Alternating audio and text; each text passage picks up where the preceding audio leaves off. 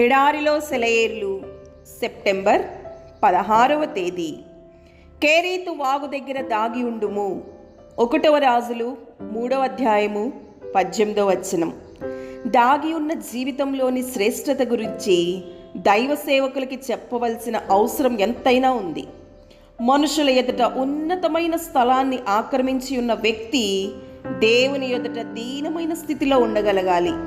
నా కుమారుడా, ఈ హడావుడి, ఈ కీర్తి, ఉత్సాహాలు ప్రస్తుతానికి చాలు.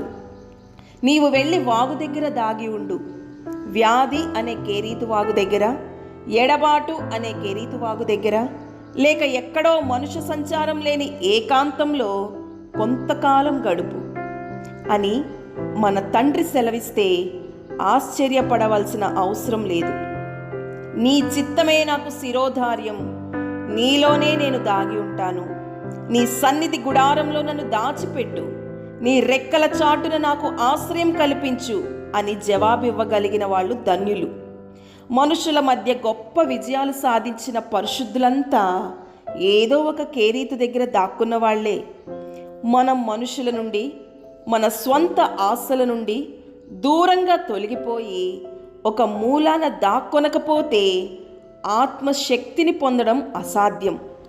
నిత్య దేవుని ప్రభావాన్ని నింపుకోవడం అసాధ్యం. చెట్లు ఎన్నో సంవత్సరాలు సూర్యకాంతిని తమలో నిలుపుకొని బొగ్గుగా మారినప్పుడు మండడం ద్వారా ఆ వేడినంతటిని బయటికి ఇస్తాయి. ఇలాగే క్రైస్తవులు ఉండాలి. బిషప్ ఆండ్రూస్ గారికి ఒక కేరీతు ఉంది. అక్కడ ప్రతిరోజు దాదాపు 5 గంటలు ప్రార్థనలో, ధ్యానంలో ఆయన గడిపేవాడు. డేవిడ్ బ్రైనార్డ్కి ఉత్తర అమెరికా అరణ్యాలలో కేరీతు అనుభవం ఉంది. క్రిస్మస్ ఇవాన్స్ అనే భక్తుడికి వేల్స్ ప్రాంతంలోని కొండలలో ఈ అనుభవం ఉంది. ఈ శకారంభానికి వెళ్తే పద్మసులో, రోమా చెరసాలలో, అరేబియా ఎడారిలో, పాలస్తీనా దేశపు కొండ ప్రాంతాల్లో ఎందరెందరో మహానుభావులకి ఎన్నెన్నో కెరీతులు ఉన్నాయి. మన ప్రభువు నజరేతులో తన కెరీతులు కనుగొన్నాడు.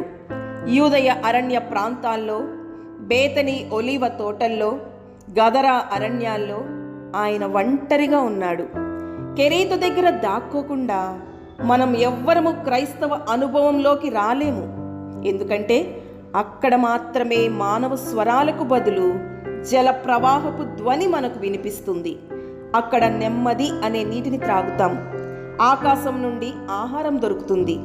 క్రీస్తులో దాగి ఉన్నప్పుడు చేకూరే మధురాద్భుత శక్తి అక్కడ మనది అవుతుంది. దేవుడి మాటలను దీవించునుగాక. ఆమేన్.